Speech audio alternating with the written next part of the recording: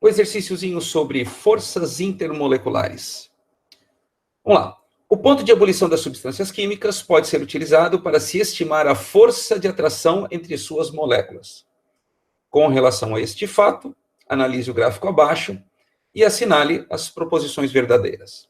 Então, aqui nós temos o gráfico que compara substâncias hidretos, podemos chamar assim, substâncias, compostos binários, que tem o oxigênio com um calcogênio e o hidrogênio com um halogênio. Então, nós temos aqui ó, H2O, aqui ó, na linha contínua H2S, H2SE e H2TE. Reparem que eu estou, no sentido desta seta aqui, eu estou aumentando o número atômico. E o que está acontecendo com a temperatura de ebulição? Exceto pela água, ó, H2S para o H2SE, que está um pouco abaixo na tabela periódica, aumentou um pouquinho o ponto de ebulição, não é tão sensível neste caso, mas dá para ver que aumenta.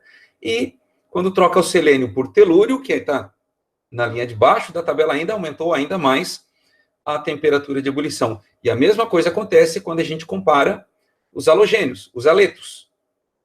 Então, ó, o HF tem, assim como a água, a temperatura de ebulição mais alta, mas é quando a gente pega o HCl, compara com HBr e com HI, sempre, né, descendo na tabela periódica, mantendo a mesma família, aumenta a temperatura de ebulição. Então, repara, quando eu pego estruturas similares, como H2O, e troca o O pelo elemento que está embaixo dele na tabela, e assim eu vou fazendo, à medida que eu desço na tabela periódica, a temperatura de ebulição aumenta, tanto para H2O e similares, quanto para o HF e similares, trocando o F pelos demais halogênios. Desce na tabela periódica, o ponto de ebulição aumenta, exceto o primeiro de cada série, a água e o HF. Por que isso acontece? Antes de começar a resolver, vamos lembrar um pouquinho. Os fatores que interferem nos pontos de ebulição são o tamanho das moléculas e as forças intermoleculares. Então, por que do terceiro período ali, do segundo elemento, do segundo composto de cada uma daquelas séries, por que quanto mais eu desço na tabela periódica, maior o ponto de ebulição? Porque eu estou aumentando, eu estou trocando enxofre por selênio, estou trocando um átomo por outro maior, né? Desce na tabela periódica, aumenta o tamanho do átomo, com isso aumenta o tamanho da molécula.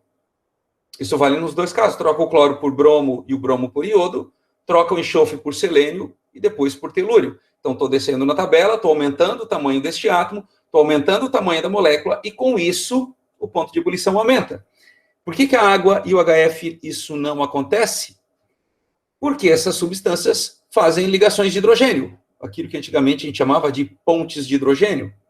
Ligações de hidrogênio são forças intermoleculares de alta intensidade, então elas mantêm as substâncias mais coesas. A atração entre as moléculas é mais forte, por isso é mais difícil dessas moléculas se separarem para passar para o estado gasoso. Então, se dificulta a vaporização da substância, na verdade, o ponto de ebulição acaba ficando mais alto, porque eu preciso de mais energia para poder fazer a mudança de estado. Então, vamos analisar as proposições aqui. Ó. As moléculas de água fazem entre si ligações de hidrogênio, certo? Que são atrações fortes, o que torna a água uma substância mais volátil. Não, o que é uma substância volátil? Vaporiza com facilidade. Então, eu tenho uma contradição aqui. Eu nem precisaria saber que a água faz ligações de hidrogênio. Mas se está dizendo aqui que ela faz ligação de hidrogênio e que são atrações fortes, está certo? Isso não vai ter como tornar a substância mais volátil. Ao contrário, atrações fortes entre as moléculas tornam a substância menos volátil.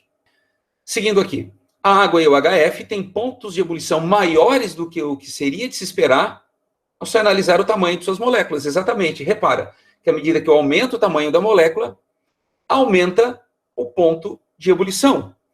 Então, se eu for pensar só no tamanho da molécula, água e HF deveriam ser as substâncias que têm os pontos de ebulição mais baixos, e são os mais altos. Então, essa está certa. A partir do terceiro período, repara, o oxigênio e o flúor estão no segundo período da tabela periódica. O enxofre e o cloro, terceiro período. Selênio e bromo, quarto. Telúrio e iodo, quinto período. Só ir olhar na tabela periódica para conferir se quiser. Não há necessidade.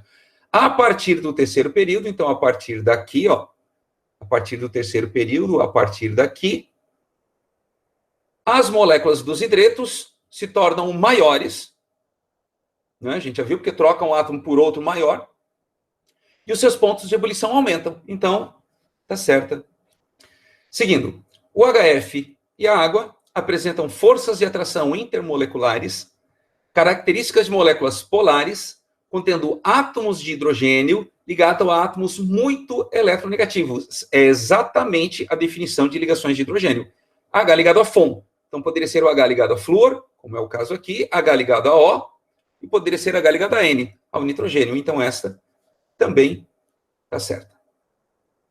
As ligações de hidrogênio tornam a substância menos volátil? Sim, justamente porque são atrações fortes. Se elas são fortes, mantêm as moléculas mais unidas, mais difícil de vaporizar, menos volátil. Então, está certa também. As ligações de hidrogênio facilitam a vaporização da substância? Não, é justamente o contrário. Elas não facilitam, elas dificultam. É justamente por isso, por dificultar a vaporização, que o ponto de ebulição tende a ser mais alto. O gás sulfídrico não faz ligações de hidrogênio. Perfeito. Tá? Exatamente. E é por isso que ele é mais volátil do que a água. Exatamente. A água, por fazer ligações de hidrogênio, não é volátil. Como o gás sulfídrico não faz ligações de hidrogênio, ele tem um ponto de ebulição bem mais baixo. Inclusive, ele é um gás na temperatura ambiente. Então, sim, ele é mais volátil do que a água.